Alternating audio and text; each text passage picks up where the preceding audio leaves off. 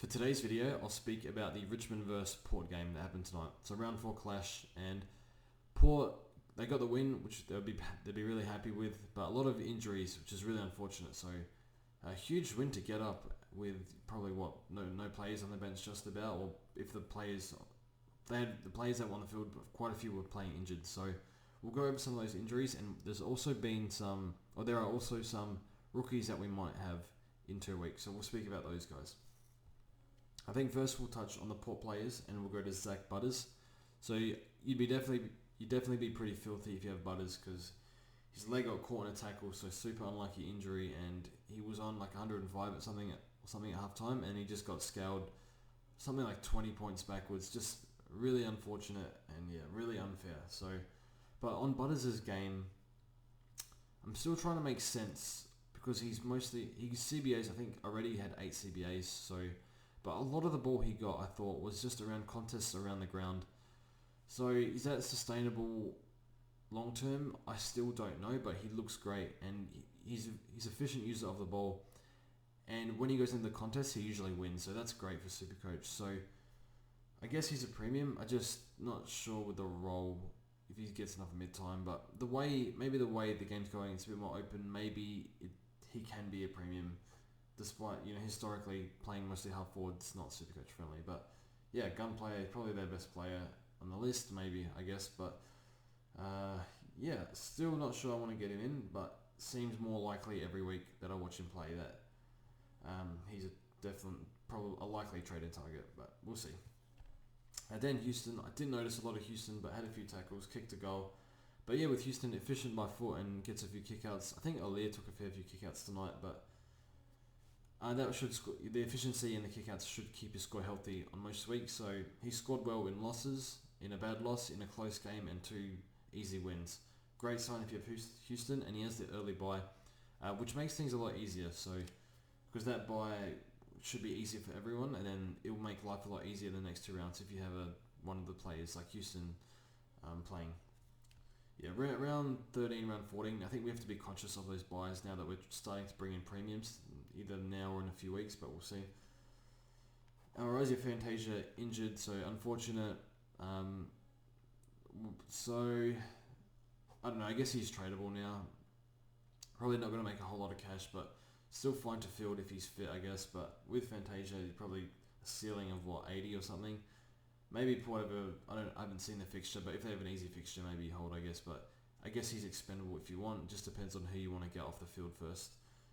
But yeah, because he's 300 plus K now, so that could be an early upgrade.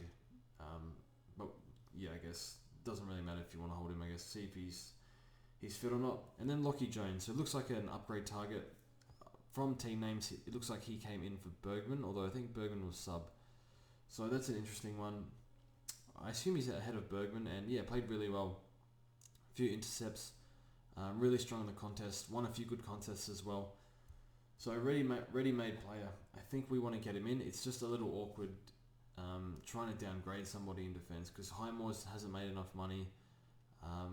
Maybe you still have Sharp or Kaczynski, and a lot of people have traded those guys to Chapman. So it's a bit of a weird one, and I'm not quite sure how we get him in. Maybe you throw Laird in the mids or something and then do a downgrade like that. That could be an option.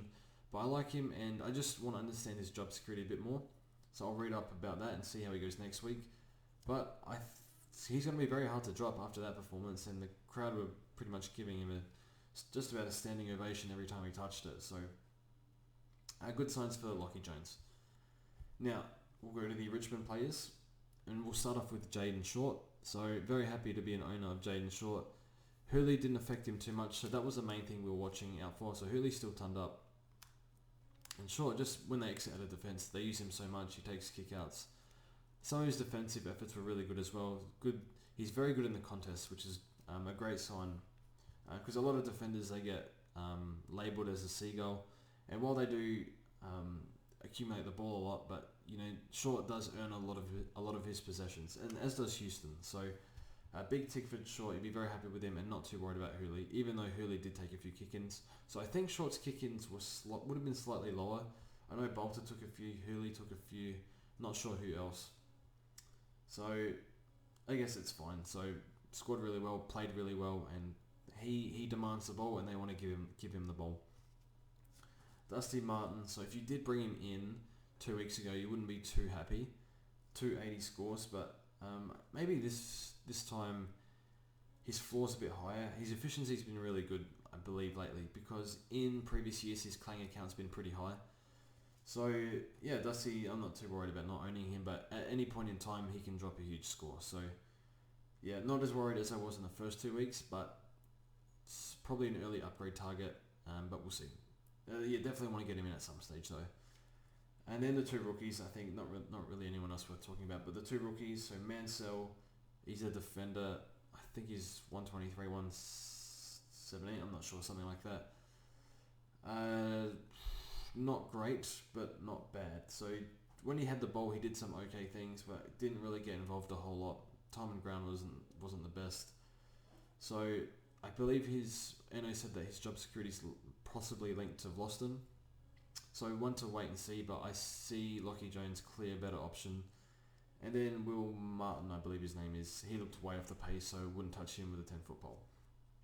But yeah, that's all from me. Hope you enjoyed the game tonight. I really enjoyed it, and I think I'm off to do some yoga or something. Had knee tendonitis and need to fix that, so a bit of a pain, but wouldn't be picking me in Supercoach because I'm super injury prone. But yeah, I don't know what I'm saying anymore. But thanks for watching, guys, and we'll see you soon.